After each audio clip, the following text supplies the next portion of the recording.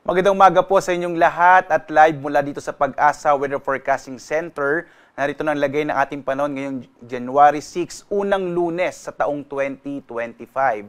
Sa ating latest satellite images, makikita nga natin may mga kaulapan na nagdadala ng mga pag-ulan, partikular na dito sa may silangang bahagi ng Visayas at Mindanao. Ito ay bahagi ng Intertropical Convergence Zone. Habang malaki naman yung tsansa ng mga pag-ulan, partikular na sa may silangang bahagi ng Southern Luzon. Sakop niyan yung ilang areas ng Calabarzon, ng Mimaropa, ng Camarines Provinces. Dulot naman ito ng shear line, maging ang bahagi ng Aurora ay maaaring makaranas ng maulap na kalangitan na may mga pag-ulan.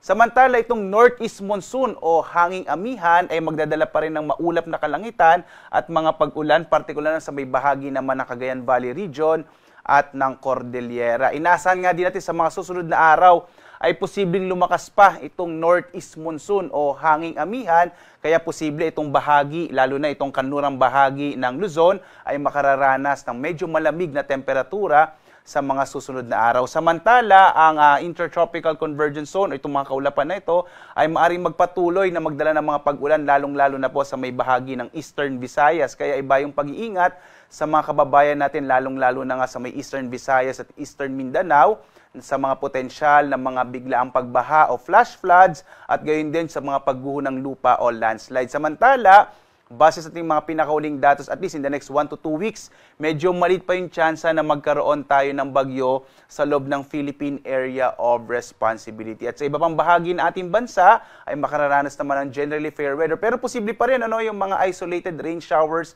and thunderstorms. At dito nga sa Luzon, inaasahan natin ang malaking tsansa ng mga pag-ulan, partikular na sa may bahagi ng Aurora, ng Quezon, gayon din sa may area ng Camarines Norte, Camarines Sur, ilang bahagi din po ng Oriental Mindoro, kasama yung Marinduque, yan ay dulot ng shear line o yung banggaan ng mainit at malamig na hangin. Samantala, ang northeast monsoon pa rin ang magdadala ng mga mahihinang pag-ulan, lalong-lalo na sa may bahagi ng Cagayan Valley at gayon din sa Cordillera. At kagayang binanggit ko kanina, inaasa ating lalakas itong northeast monsoon o hanging amihan sa mga susunod na araw. At sa iba pang bahagi ng Ilocos Region, kasama ang Central Luzon, ay asahan din yung mga isolated light rains, habang dito sa may bahagi ng Kamaynilaan at nalalabing bahagi ng Calabarzon at Mimaropa ay makararanas ng mga isolated rain showers and thunderstorms. Although generally fair weather po tayo dito sa may southern part ng Luzon.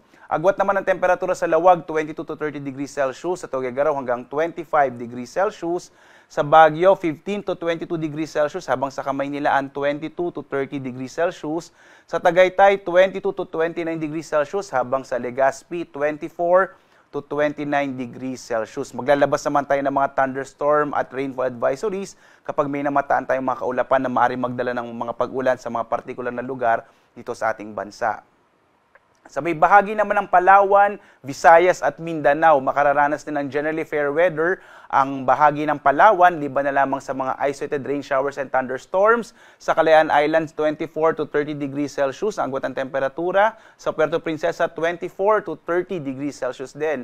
Malaki naman yung tsansa ng mga pag-ulan sa may bahagi ng Eastern Visayas. Mag-ingat po kayo, lalo na sa mga potensyal ng mga flash floods and landslide. Ito ay dulot ng epekto ng mga kaulapan na dala ng Intertropical Convergence Zone or ITCZ. Sa iba pang bahagi ng Visayas ay makararanas naman ng mga isolated rain showers and thunderstorms. Kadalasan nangyayari yan sa hapon hanggang sa gabi. Agwat ang temperatura sa Iloilo, nasa 25 to 31 degrees Celsius.